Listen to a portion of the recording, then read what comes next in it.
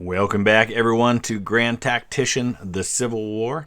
If you are a patron, I have now posted the video going over all of the patron units and where they are in the order of battle. Now, things may get moved, but if they do, I will certainly let you know about that. So be watching for that. If you haven't already seen it, it should be a post in Patreon that you can see so that you know where your unit is and in what army. Let's go ahead and dive in. It's August of 1862, almost September, and we're doing pretty good at the moment.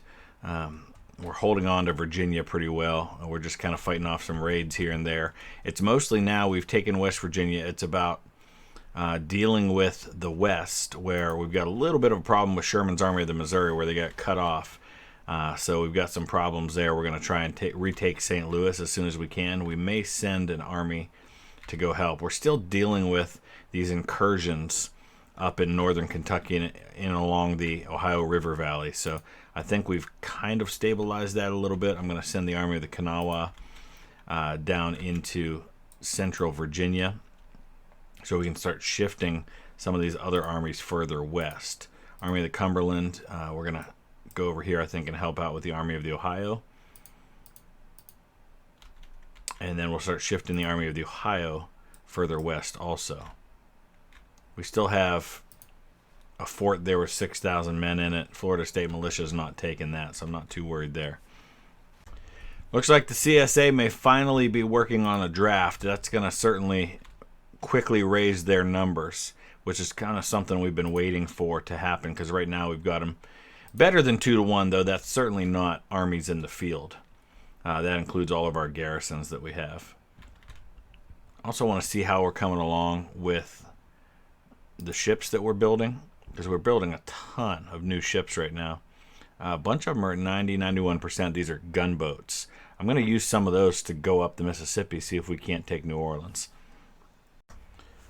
All right, Don Carlos Buell and his Army of the Cumberland are going to be taking on a Confederate army near Lexington, Kentucky. It's going to be on the Perryville battlefield. Looks like we're going to be attacking from the northeast corner. We've got Dorsey House there as kind of the main objective. I have removed all of the replacement depots from my armies. We're at the place now where I feel like I probably don't need them, at least for the time being. Now we'll see what happens if he does get the draft. It may be a different scenario altogether. We're going to be primarily moving up this road here. So we'll kind of get everybody in position to be able to do that. Put the cav out front and let them start screening. And we'll probably come at him from over here.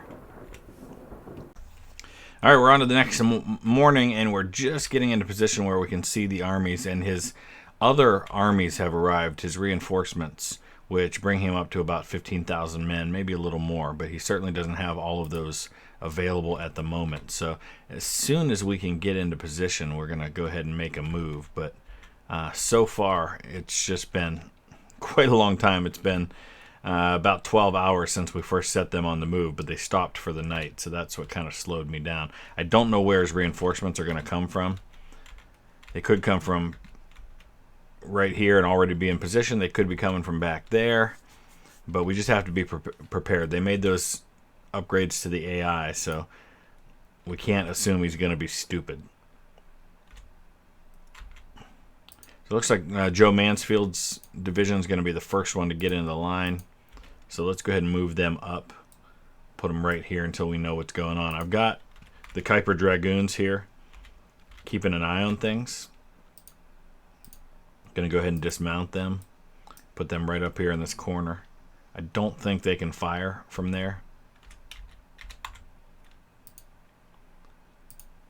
This is a thoroughbred division. They're still getting into position. Oh, yeah, I don't know if they can fire, but they're definitely able to be fired on from here. So they're losing a lot of men. They're losing them fast, so we're going to pull them out of there.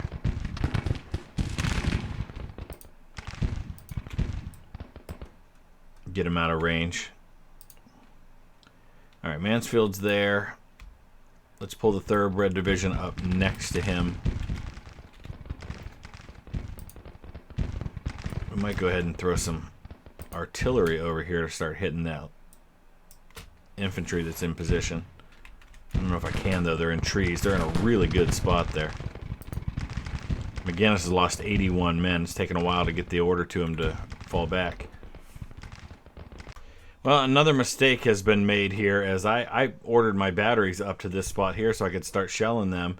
But in the meantime, he had moved everybody forward. And so my batteries showed up there without their infantry support, which is supposed to be Hunt. But he stopped to reform over here before he advanced. So the artillery got way out in front. That was a big mistake on my part, and I've just really royally screwed up that unit. So we're showing it's pretty well headed toward minor defeat, even though we've only lost 200 men so far. And once again, he has advanced and thrown off my plans. So I thought he would just sit there, but no, he advanced and moved right into the position that I was trying to send Hunt's division, which is the 1st New Jersey Brigade in the Latin American Rifles. So they're going to engage right where they are. In the meantime, I'm trying to send Mansfield up. And then let's get the Thoroughbred Division moved up as well. I guess we'll move in right along here for now. I lost both of those batteries. And my cavalry's in rough shape at the moment. I'm going to go ahead and send one of Mansfield's brigades over here, the Buckeye Guards.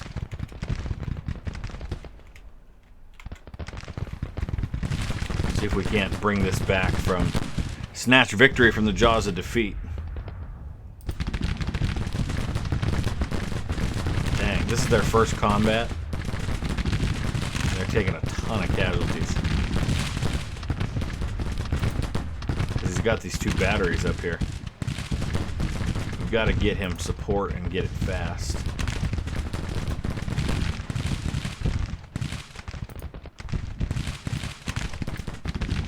So we're going to send Mansfield's whole division over here, I think, at this point.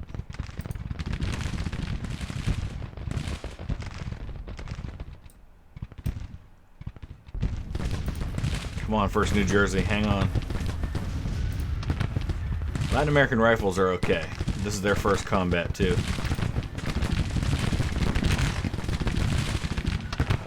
They're going to get support from Buckeye Guards on their left, which is going to help a lot.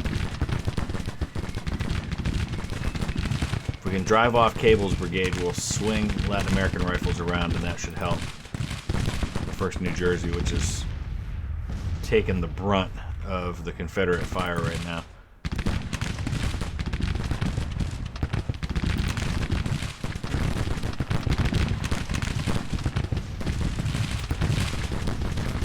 There we go. They got their long-range fire order. Sheridan's scrappers are moving into reserve position.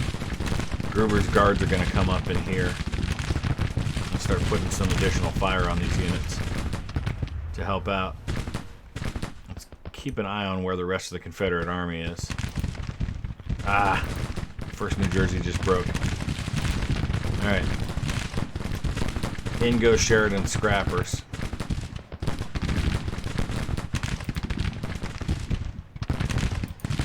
Gruber's guards are now firing. They've already taken 153 casualties. Alright, we're going to move Louisville Legion in over here.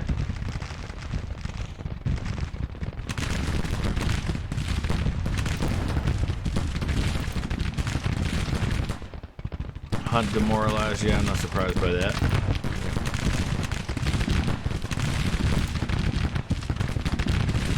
Man, he's still inflicted more casualties on me than I on him.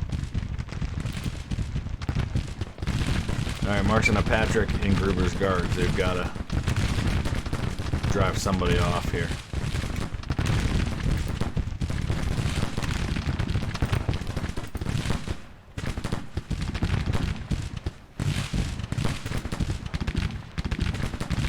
Not sure what Cable's brigade's doing.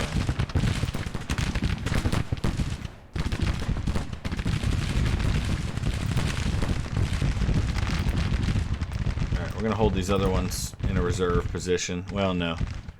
Let's bring these guys up to fire on Greer. It looks like he's pulling back a little bit. So let's move Sheridan's scrappers up. We need to try and get some fire on the guns. Alright, good. Cable's pulling back, though he doesn't appear broken. He's just pulling back a little bit.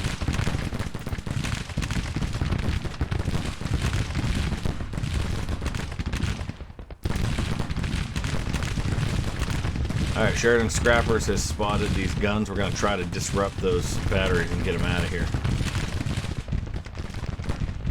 See if we can't start turning the tide of this thing. Casualties are almost even now. We're in a really condensed formation. We have no, well, not no, but very little artillery support available. Let's get them up on this hill. The 24-pounder howitzers. That's all I've got.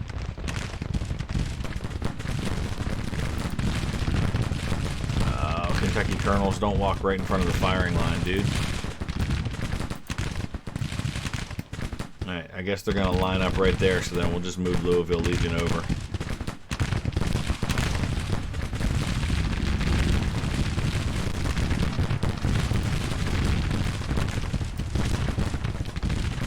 Try and get Buckeye Guards up on top of this hill if I can. We're about to push him ahead of us in casualties taken. Now that I've got a nice amount of firepower on the field here. Still have the Bourbon Boys in reserve.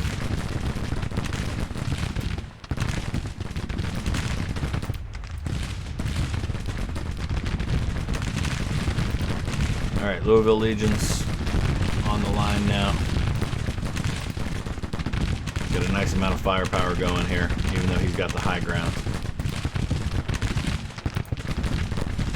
Who was killed? Oh no.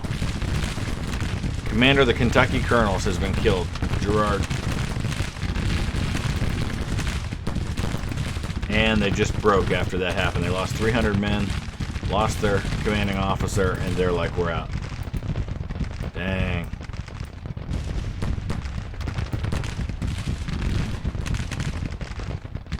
Alright.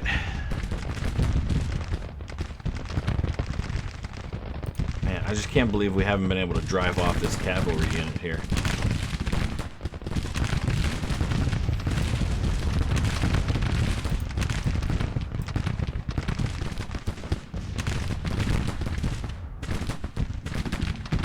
Finally driving off those guns. That helps. Can we capture some of those and turn them around?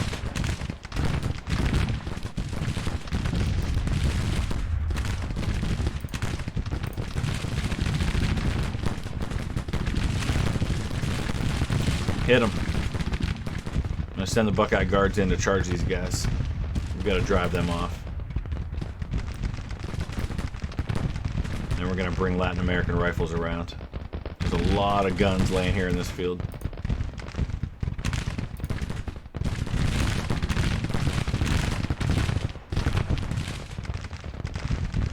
We just went to grab those guns, but now he's sending cavalry.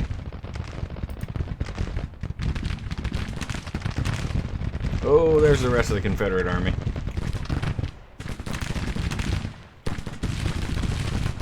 Alright, they're taking some losses here in the melee combat, but it seems to be working out okay.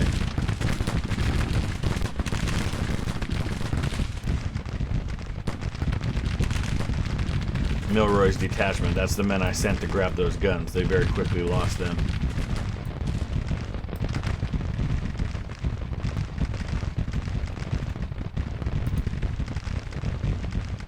That's alright. How's Wood doing? He's down at the bottom of this hill, so he's got a bad situation where he's fighting against Greer, but we're targeting him with 2 brigades right now.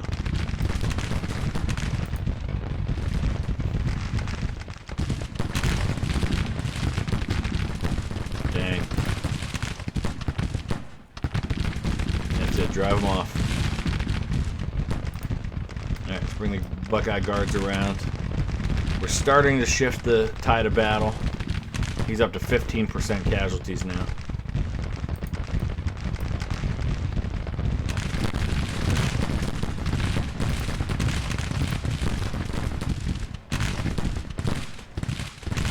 Comes Coffee Brigade in again. Ooh, this has been pretty intense for a small battle.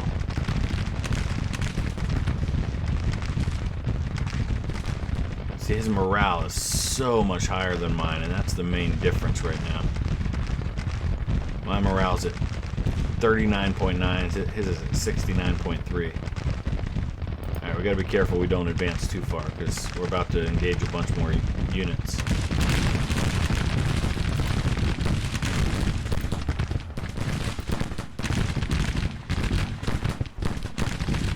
Alright, now we're shifting things. Starting to rack up the casualties on his army. Because we're gaining some firepower superiority. We've got 2 brigades against 1 right here. We've got 3 against 2 here. And still a couple units in reserve too. Kentucky colonels are in reserve. They're doing okay. They recovered. There, we just sent one off. Let's grab some of these guns.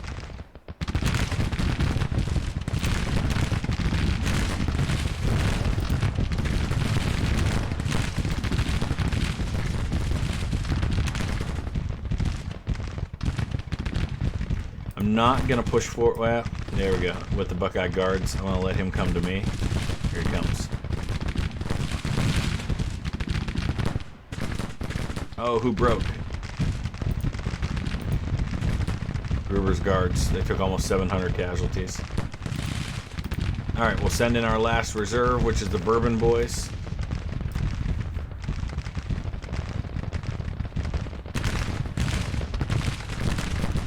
I think we're about to win this thing, though. Let's go ahead and speed it up a little bit.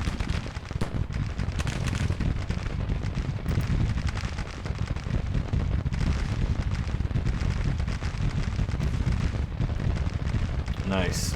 Who's getting low on ammo? Latin American Rifles. Yeah, they've been firing for quite a while. They may turn out to be the best of the bunch in this battle. We'll take a look at it as soon as we get close to the end. Nice, boys. Nice. Major victory in Lexington. Didn't look like it was going to be that way when it started. Made some mistakes early in my deployment. Gave him some advantages I shouldn't have given him.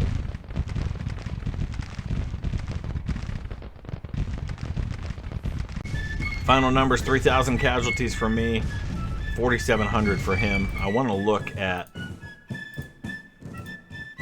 some of the stats here. First of all, strength report will tell us where the casualties were. I'm kind of curious about that. Let's see, casualties, 1,200 for the 3rd Division, and 1,100 for the Thoroughbred Division. The majority of those were the Louisville Legion. They lost 764 men. That's about a 26% casualty rate. In the 3rd Division, pretty well spread out, but Gruber's Guards took the worst of it with 23% casualties. But now let's look at combat report. Who inflicted the casualties? By far, that's going to be 3rd Division, and it's going to be spread between Sheridan Scrappers and Gruber's Guards, with some help by the Buckeye Guards as well. Thoroughbred Division, almost all of those casualties were inflicted by the Louisville Legion. And then in the 1st Division, Latin American Rifles inflicted 754. Alright, good battle. So I'm going to switch things up a little bit here.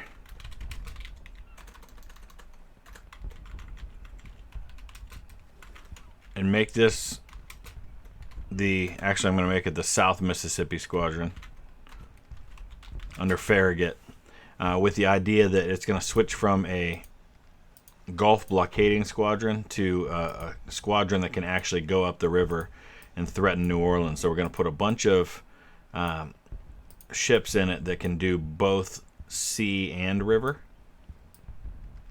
which I think should be ideal for this. We are waiting on our ironclads like the USS Monitor and many others that are currently under construction.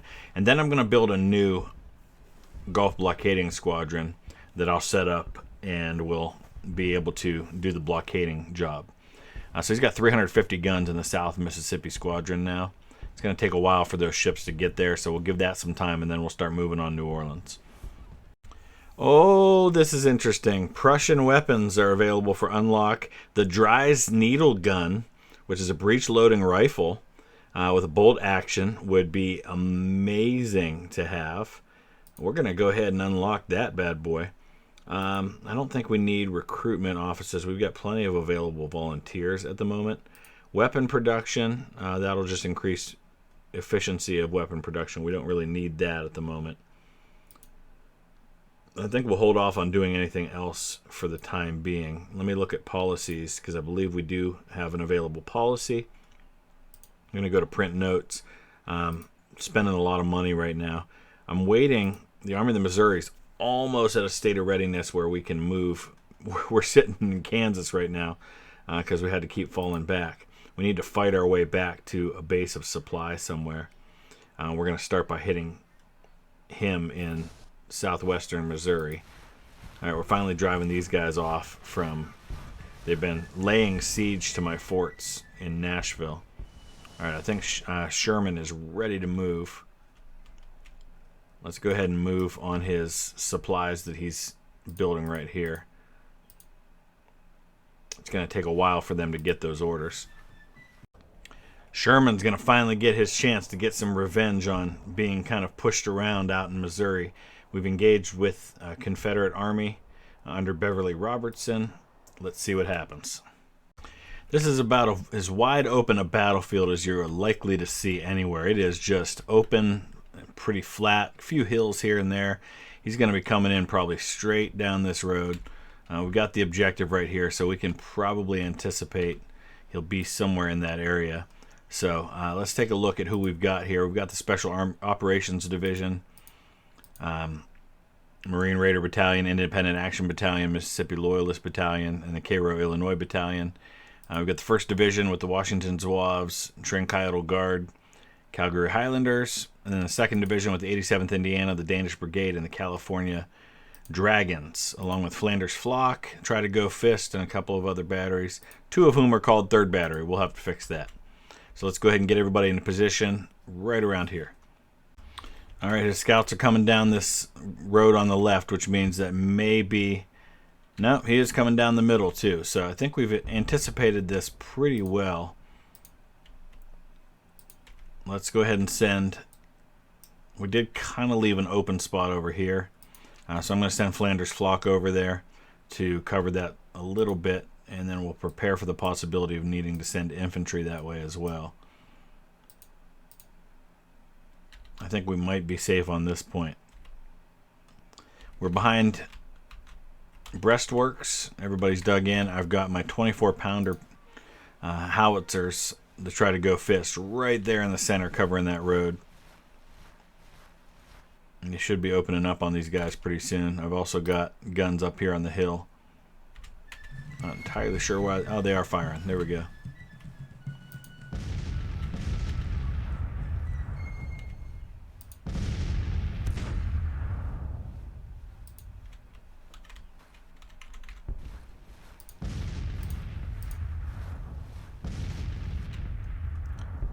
All right. Oh, he's sending. He's got at least a division coming down that road too. So he's definitely going to try to get around us. So we're going to extend our line.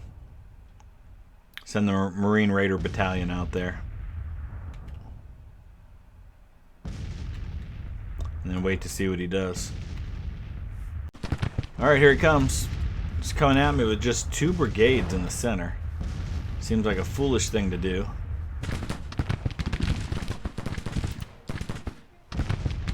Cairo, Illinois Battalion's going to open up on him. Looks like the Mississippi Loyalists are even going to be able to fire.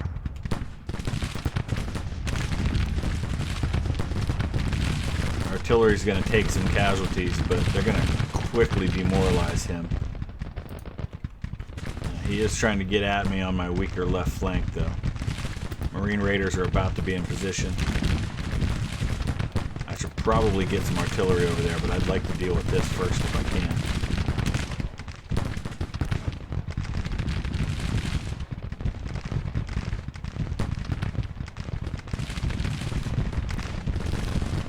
What's Wool doing? Get behind your fortifications, dude. They're there for a reason. Flanders Flock, they have Frank Weston carbines. Only 200-yard range, but they fire 9 rounds a minute.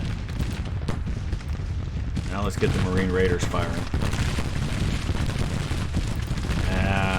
Wool, what are you doing?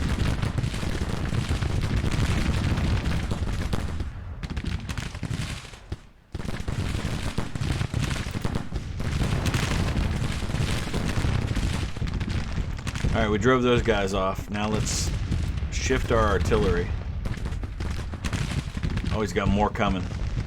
Nah, no he doesn't. Those are just skirmishers. Alright, we're going to move our 24-pounders over here. I'm also going to shift Danish Brigade and the California Dragons over here to reserve positions.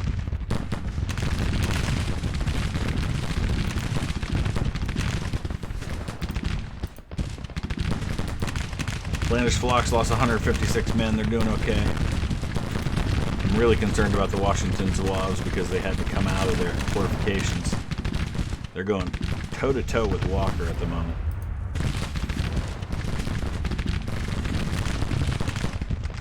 Just keeping an eye on what's going on over here.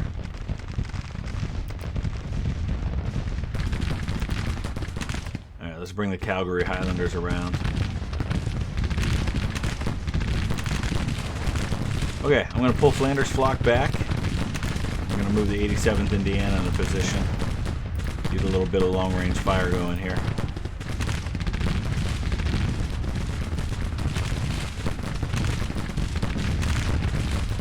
Move the Marine Raiders up. Alright, here comes Breckenridge with some cavalry, and Adams too. Just keep an eye out.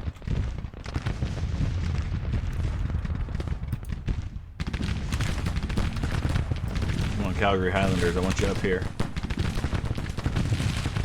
Need some support for the Washington Zouaves. They're taking a lot of casualties right now.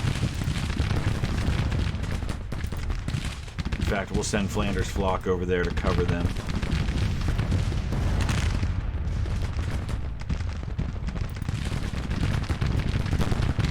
Why won't you move?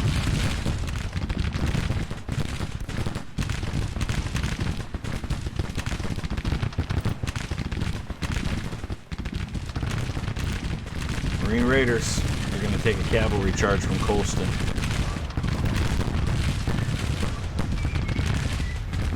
They drove it back. Alright, and there goes Washington Zouaves. Wouldn't have happened if you'd have stayed in your fortifications.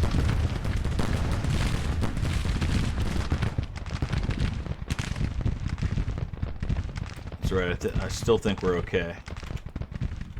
He's got a lot of cavalry in this army.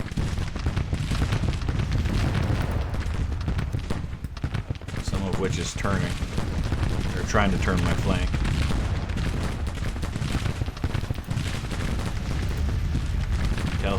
California Dragons are going to move into that spot there.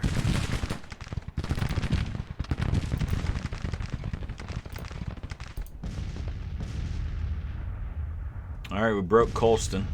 It might be just about enough to win this battle.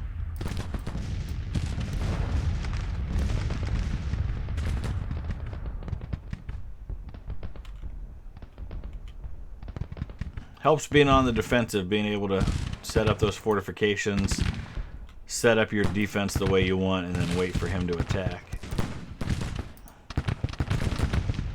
Alright, California Dragons, stay in the breastworks. Please.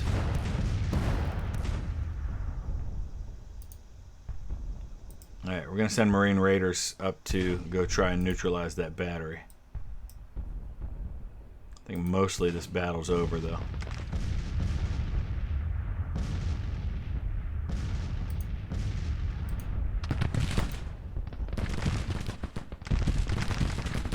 Oh, he's coming in at me one more time.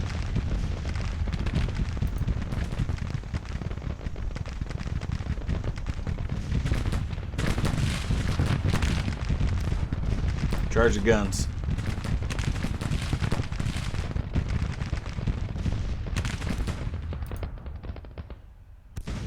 Nice job, Marine Raiders.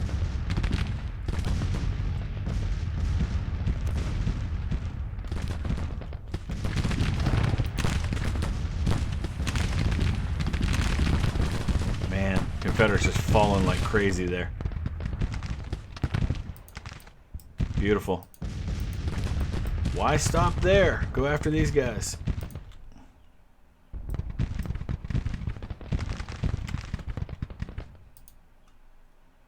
Let's mount Dodge up. Go after these batteries. Remember, the Confederates are about to get the draft, so their numbers are gonna be going up here pretty soon. This war is not as won as it appears right now with all the victories that I've been experiencing. It's about to get a lot tougher. Alright, I think that's pretty well going to do it for this fight. Let's take a look. Combat report. Alright, so Special Operations Division, 1st Division, they inflicted most of the casualties. Try to go fist. With those 24-pounder howitzers, inflicted 600 casualties. That might be the best we've seen by an artillery unit so far, because we put them right up on the front. They took a few casualties, but they were really able to do some damage. Alright, so looks like this one was split between the two that were on the front lines. Special Ops Division, again, pretty evenly split, I think. Nicely done by all. Alright, our newly formed Florida Keys Squadron. Oh, there's conscription introduced into the Confederacy. Here we go. Our newly formed Florida Keys Squadron is taking some hits. But right now they're facing one man in the Fort Johnson garrison.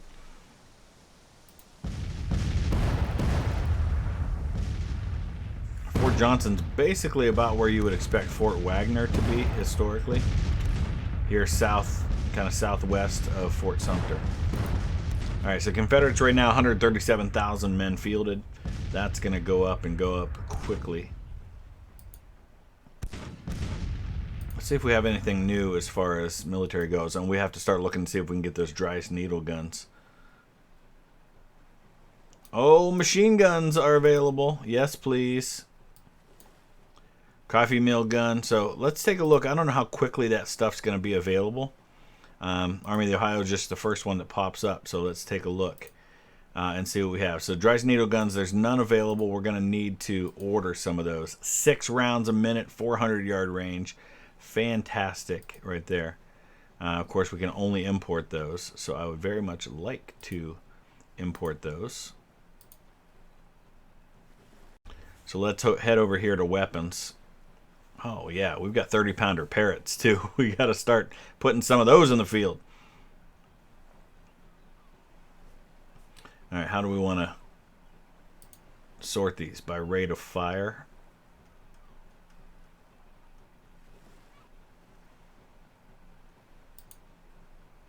Doesn't appear to be helping. So here's the coffee mill gun. Machine gun, 120 rounds a minute. It's going to take a while to order these. We're going to order 32 of them. It's going to take 81 days to get them in. We can also order some Gatling guns. Let's order 32 of those. We've got 64 30-pounder Parrots, so we're going to start putting those out there. Dry needle guns. Again, it's going to take a while. We could order 25,000 of them and get them in 60 days. What I'm trying to think ahead to is we're going to be heavily outnumbered now that the Confederates have the draft, because I'm not going to be drafting new units. So we're going to need technology to be on our side to compensate for that. Our Florida Keys Squadron has been fighting long enough that they have the perk now where they can capture forts with an amphibious attack. They didn't have that before. There's only one man in this fort. So just by doing all the bombarding they were doing, they were able to earn their perk. So now I'm trying to figure out why they can't take this fort. Oh, we lost the USS New Orleans. There, we took the fort. Excellent. So even though we lost a ship in the process, we did take the fort. Fort Moultrie has 49 garrison troops. So first of all, let's garrison Fort Johnson quickly as we can. There we go. We're going to put a decent-sized garrison in there because we've got all those available troops. We're just not putting them in the field based on the rules that I've imposed on myself. All right, we're printing our new notes. What do we have available now? Nothing on the military side at the moment, but we've already gotten some really nice things, so I can't complain too much about that. Weapon production. That'll improve the efficiency, but not a huge deal really right now. Railroad construction. Let's subsidize industry a little bit. We're going to go ahead and pass the Confiscation Act. With this act, Union armies are allowed to confiscate Southern property that is needed for the war effort. Supply efficiency of armies operating in enemy states will be up plus 15%. Also, freed slaves will be considered contraband and will no longer be required to be returned to their owners. That'll increase support in slave states by plus 3% annually. That's a chance we're willing to take. We're going to watch that men fielded number start to go up rapidly for the Confederates, but that's okay. All right, I got to be careful here with the Florida Keys Squadron because we're down to just 4 available ships.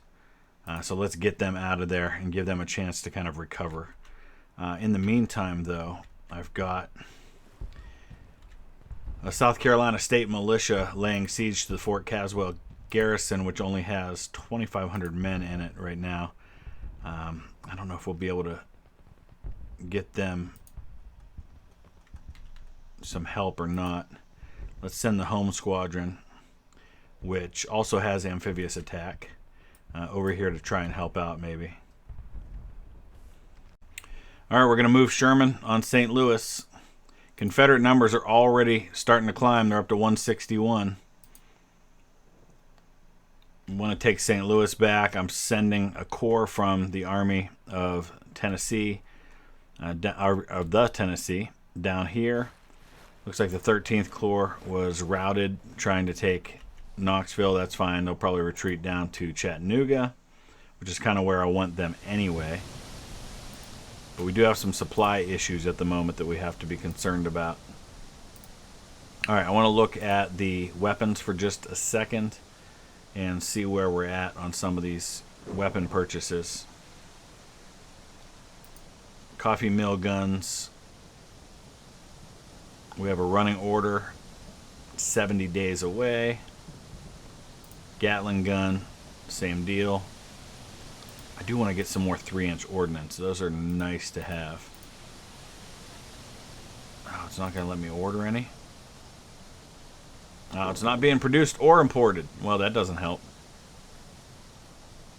I've started employing some of the 20 and 30 pound parrots.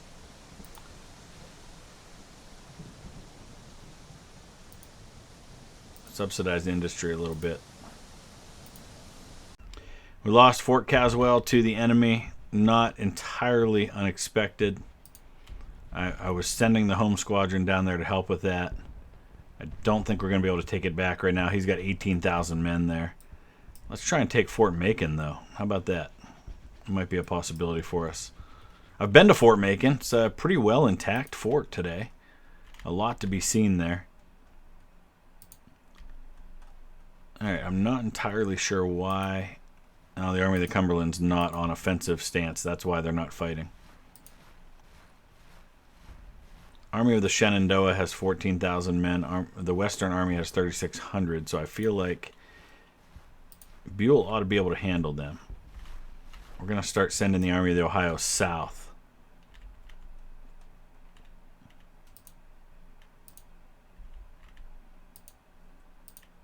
Again, we need offensive stance so we can actually engage these armies. Okay, Sherman's in the process of retaking St. Louis. That'll be big for us.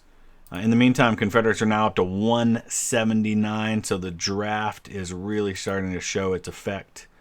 That's why these new weapons are going to come in so handy when we start getting them. Let's see if we actually have any other available weapons. Like, for example, I really like the Whitworth Rifles. I don't see any of those. I wonder if we can buy some more of those. How long on the Dryce Needle Guns? 45 days.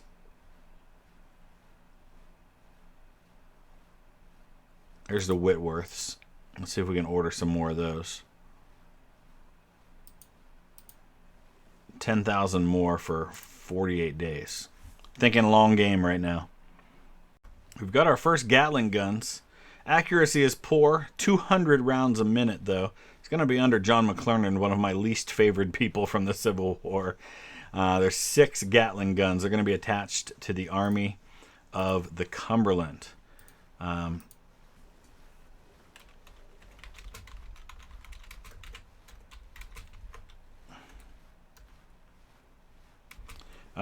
What do we want to call them? 1st Machine Gun Battalion. How about that? St. Louis is ours. I do want to grab this supply depot here, though. We don't have that yet. Confederates up to 185,000 men now. That's going to continue to climb. How are we coming with our ironclads? I'm curious about that. I think we have to go to ship production here. 45-46% on most of our ironclad monitors, so a little bit yet. We have some ocean ironclad rams that are at 81%.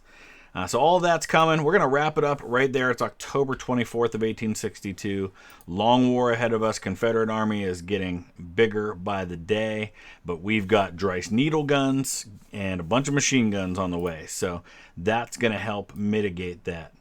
I am trying to save up for some things. In particular, repeating rifles is something I'd like to get. We're going to need some more subsidy funding for that, though. Looking to see what else we have available to us now. Rifled artillery would allow us to get probably those 3-inch ordnance that I'd like to have. So all of that's going to help. But that'll be for next time. Patrons, check out the video that should be posted on Patreon to show you where your units are. Please let me know if for some reason they're not there. And if you'd like to sign up as a patron at the captain level on up, you can get your own units in the game, and that'll go for any future campaigns we do as well. Thanks for watching.